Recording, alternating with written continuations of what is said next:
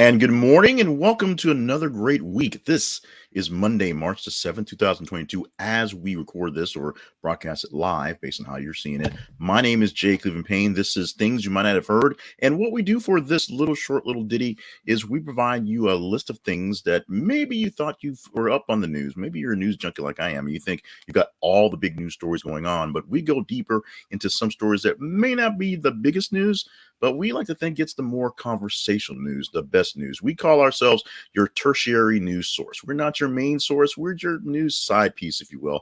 And on Monday mornings, we extend that side piece-ness, not a real word, not a real term, but we do a little extra by giving you an extra taste on some of my other social media channels, my main Jay Cleveland Payne channel. So welcome to the folks on the main Jay Cleveland Payne page on YouTube and Facebook. And we're going to go ahead and throw in LinkedIn, as long as they'll let us do that. Apparently got a message that it's probably going away tomorrow, but that happens pretty often, so we'll see what happens. Hopefully you enjoy this. If you do enjoy this, follow us at our main sites, either at our This is a Conversation Project Facebook page or our This is a Conversation Project a YouTube page, and you'll get this every single morning. Or you can also follow my Jay Cleveland Payne page, not my profile, if that makes any sense. Getting real confusing, I know it is. What we're going to provide you today is 7 stories that you vetted as good enough to talk about, and we'll explain how the vetting process goes, plus a story that's coming down in just a bit. Actually, it's already posted, so if you're watching this now, you can go back to our feeds. We'll explain that as well, and you can check out this next story or the teaser story, and it's something you want to talk about tomorrow. You have a chance to vote it up today. We have democratized the news feed, if you will. So you get a chance to literally vote up the stories you want to hear about, and we will chat about them. Support us by going to thisistheconversationproject.com/partnerships and see how you can help things go along on the way with these things. More links and more begging for stuff in a bit. But let's go ahead and get into the news stories for this morning. Starting with story number 1. This is the very top story of the week. And by the way, these stories, reason why we're doing so many stories, 7 full stories, we're pulling from last Friday all the way to early this morning. So on a normal day, we'll pull 5 stories. On the weekends coming into Monday, we'll give you 7 stories to have your water cooler talk with. NCAA champ Katie Meyer faced possible Stanford discipline before suicide on campus. Totalsports.com is the source for this one. And this one gets really, really weird. This one's one where conspiracy theories are all abound in what happened in this one. So what we know from, at least what we believe we know from the title case of Katie Meyer, who just won a championship in soccer for Stanford. She was found unresponsive, found dead on campus, and they believe it was a suicide. They have ruled it a suicide. So her death is ruled a suicide. However, it gets a little more confusing as she was up on possible disciplinary action for defending a teammate, and it's something apparently she's done before. She's defended teammates in serious parts, and it led to some issues with some issues, and that's apparently what she was dealing with again right now. Some issues dealing with defending a teammate, some disciplinary action were on the way, and then the suicide happened. So that's where conspiracy theory nuts come out there, and the tinfoil hats are out there, and people go crazy. This is a tragic story, and we are, of course, praying for the family of Katie Meyer and her extended Stanford family as well, and hope for a resolution for all of this to happen very, very soon, because we do know what's going on. It's scary. It's crazy. It really gets touching. And we also want to remind folks, whenever we have stories about things like suicide and people who are dealing with stress in that level, that there is help, there are resources. We tend to talk about the National Suicide Prevention Lifeline, also other places as well. If you need to speak to someone, find someone to talk to, because suicide is never the answer. And now there's so many questions left about what's going on in the life of Katie Meyer after her life is gone. Now let's move on to story number 2 for this morning. Trucker convoy protesting COVID-19 mandates begin Capital Beltway circuit near Washington, D.C. USAtoday.com is the source of this one. And this is something that we're getting from Canada. Very rarely do we take our fashion cues from Canada, but apparently we do with trucker convoys and our COVID-19 protests. What's going to happen with this? Well, there are many little convoys of truckers driving through. There's a convoy that's apparently coming through, not coming through here in Arkansas, but it's going to roll through Texas and roll through like Shreveport and Monroe in the next couple of days. And people are talking about it, and people are trying to bring in support for the convoy. This is one that did not go through during the State of the Union, but they are driving through. Trucks are definitely driving through the Beltway, and slowing up traffic to make sure they know that they are known and they are seen. Not quite as drastic as the convoys up in Canada, and of course, maybe a little too late because all the restrictions, most of the main restrictions are being lifted across the nation. Now, there are still mask mandates in some places, and some things are going to continue to be steady on the mask stuff, steady on some other prohibitions for COVID-19 testing and whatnot. But as far as major mandates, now is probably not the time, as even, people are conspiracy theorying about Dr. Fauci disappearing.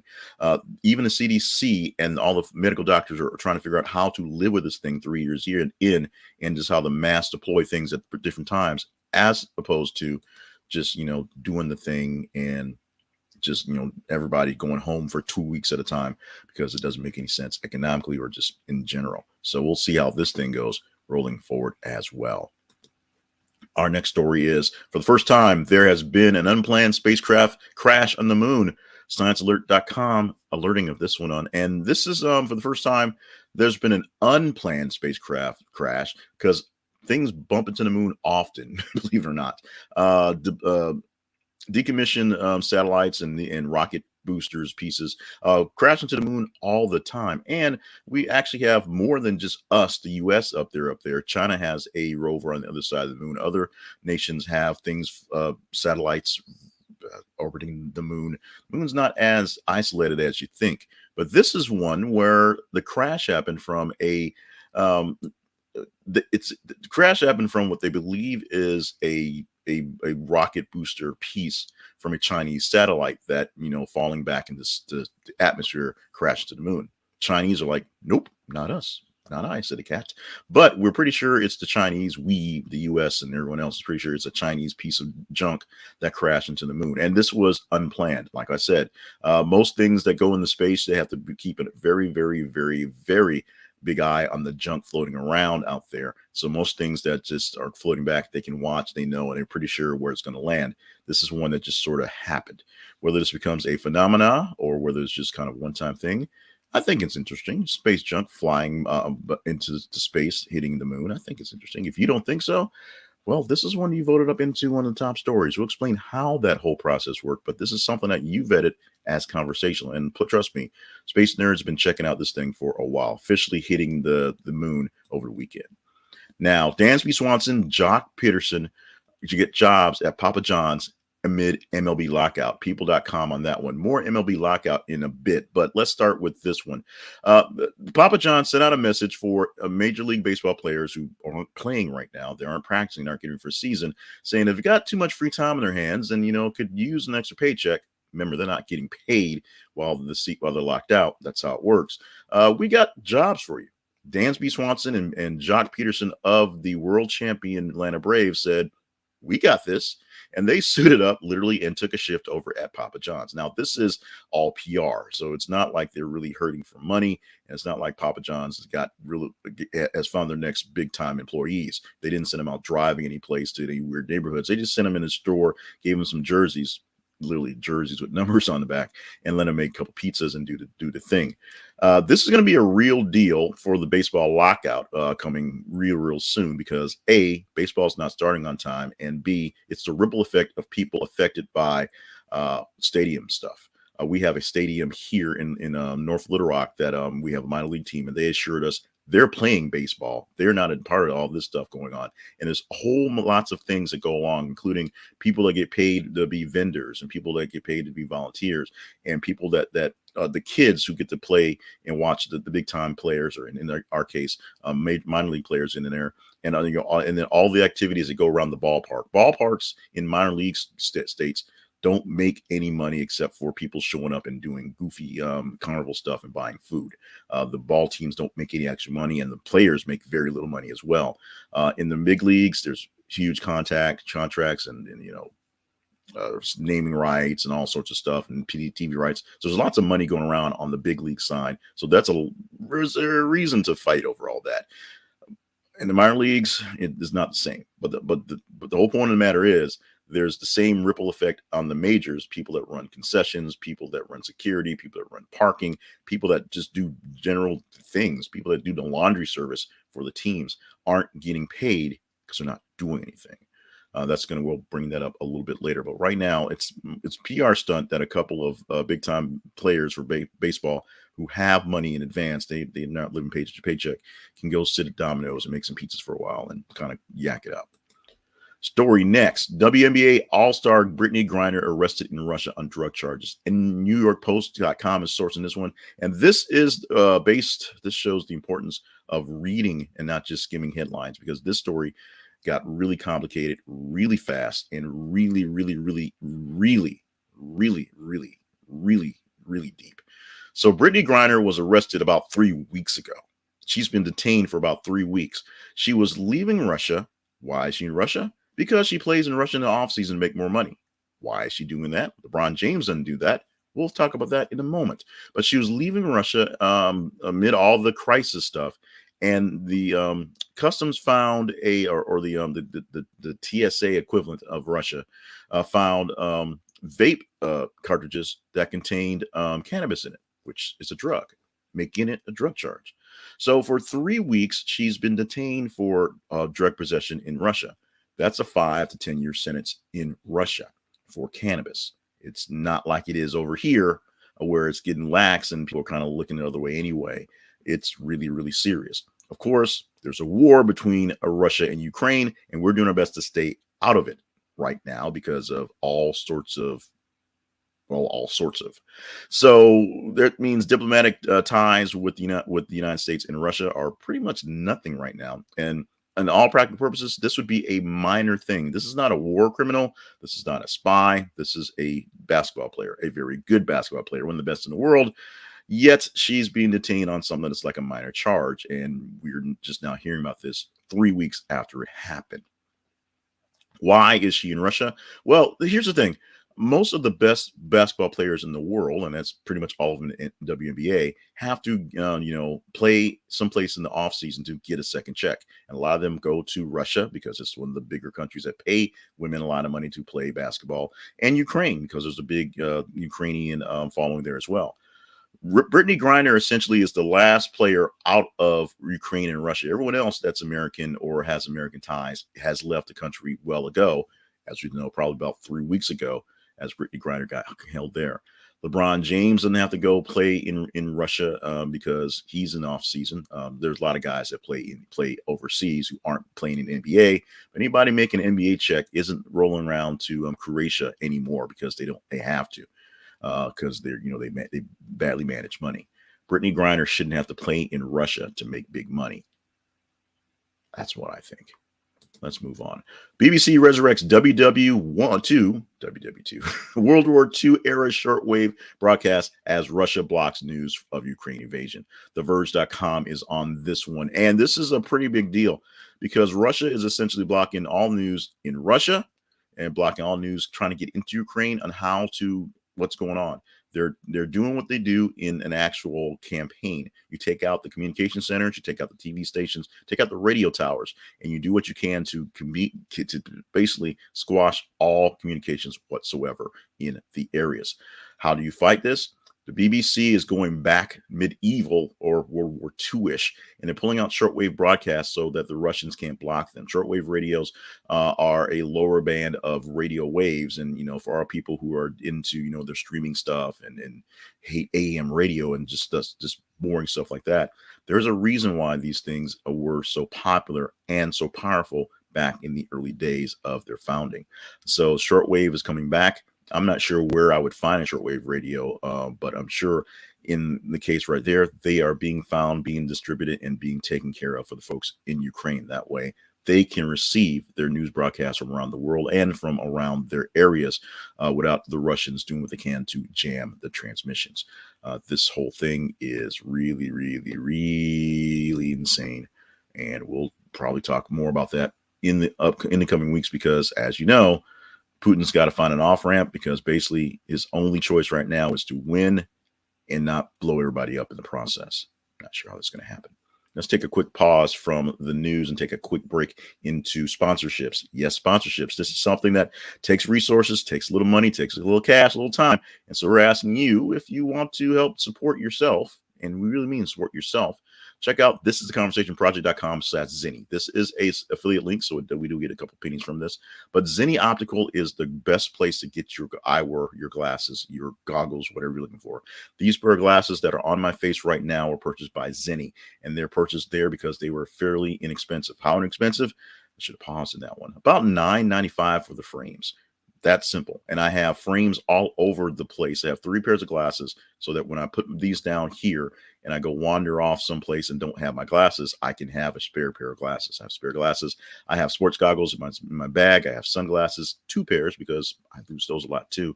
And I got them because they were inexpensive. And it's not just that they're inexpensive. They're good glasses. They're great glasses. They're great, beautiful looking frames, beautiful looking technology. They have the blue blockers. They have the transitions. Anything you're looking for in a pair of glasses can be found at Zenny Optical, except the exorbitant price. And they will work with you. And if you don't like them, you can send them back. Don't worry. You can send them back. Check out this is the conversationproject.com/Zenny. This is the conversationproject.com/Zenny. That's Zenni for Zenny Optical. And this, like I said, this is an affiliate link. So we get a little bit back from you checking them out, but you're going to love the pair of glasses you get from Zenny Optical.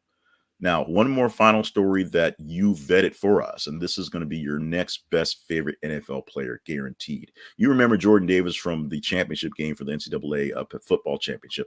Georgia's Jordan Davis blazes a 4.78 40-yard dash at 341 pounds at NFL Scouting Combine. USA Today is a source of that one. The Scouting Combine just happened, and that's when they basically put all the young kids in a room, make them run around, do jumping jacks and sprints and stuff, and play for the Masters, and see what their athletic abilities more or less work out in a controlled scientific sort of setting.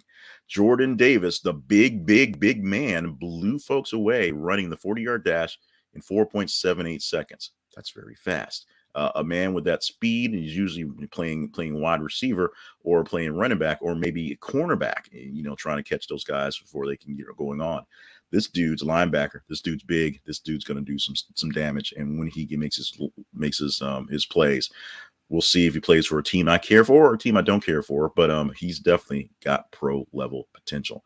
Now let's go to what we call a teaser story. A teaser story is a story that we actually happened to have posted this time. It already posted about 30 minutes ago. But we'll explain how the feeds work and how the stories get their way. But this is a story that you get a chance to vote on because it did not get taken into the cut for today. You get a chance to vote up and possibly talk about tomorrow going forward. And this is where we go back to MLB and the lockout and the headline from the New York Post. MLB could soon cancel more games, 2 sides deadlocked.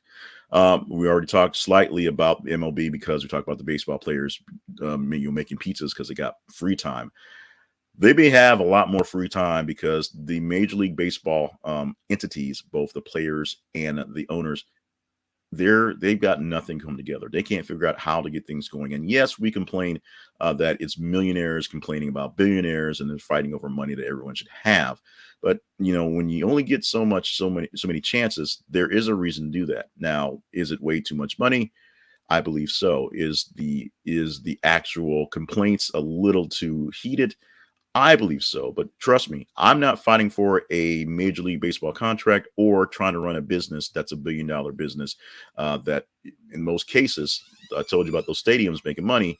The stadiums run in the red. It's kind of just on paper, just magic that these things actually work out. So it's a big deal for those folks, for the billionaires and the millionaires. It's a big deal for us who like baseball or like entertainment.